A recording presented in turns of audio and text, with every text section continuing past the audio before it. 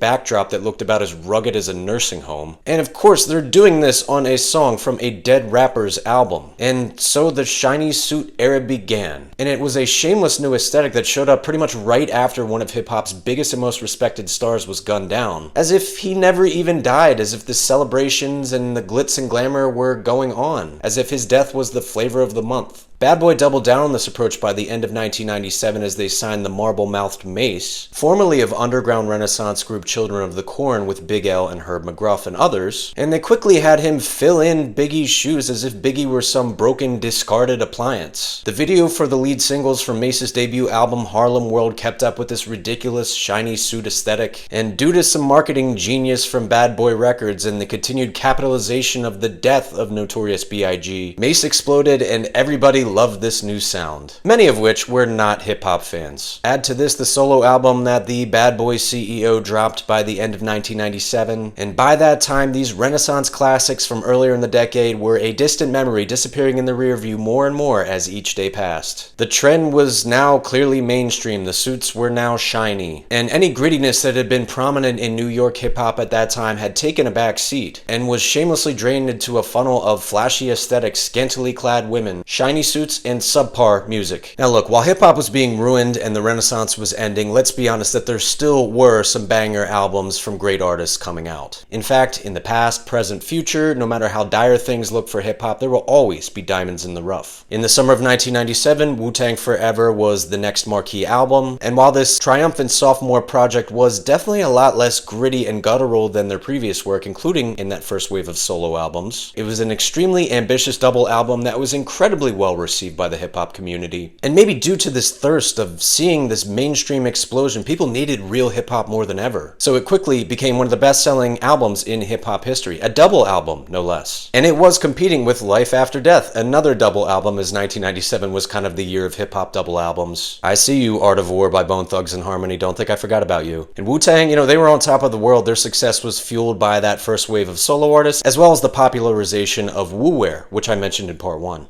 There's been a lot of depressing things in the last few minutes of this video. It's unfortunately the reality of the way things went in New York hip-hop in 1997, but I wanted to end part 3 on a positive note talking about Wu-Tang Forever. Wu-Tang, as they had been throughout the entire Renaissance, were an absolute bright spot in 1997. There were many other bright spots from hip-hop that year as well, and in the fourth and final part of this video series, I'll explore some of the best hip-hop of 1997 from New York City and beyond, much of which came from the underground that was quickly emerging in response to Bad Boy and the shiny suit era. I'll dive into what I consider one of the best 90s hip-hop albums in existence regardless of year, one that was released well after the shiny suit era began, one that I think is severely underrated and chronologically was probably the last Renaissance album. We're going to kind of wrap up and memorialize the concept of the Renaissance as a whole, and we'll explore some of the flaws and shortcomings of the era, as I think everything should be examined under a critical eye. We'll review where New York hip-hop was after the shiny suit era had done its damage, and we'll look at a second mini resurgence heading into the end of the decade. Thanks again for joining me so far here in this video series. Like and subscribe if you like what you see. And let's have a discussion in the comments. Do you agree with my analysis of New York City hip-hop and how the Renaissance fell apart in 96 and 97? Did I miss any important albums or artists or anything that you would add into the discussion in general? Tell me down below, and I will look forward to closing out my analysis of this incredible period in the fourth and final video.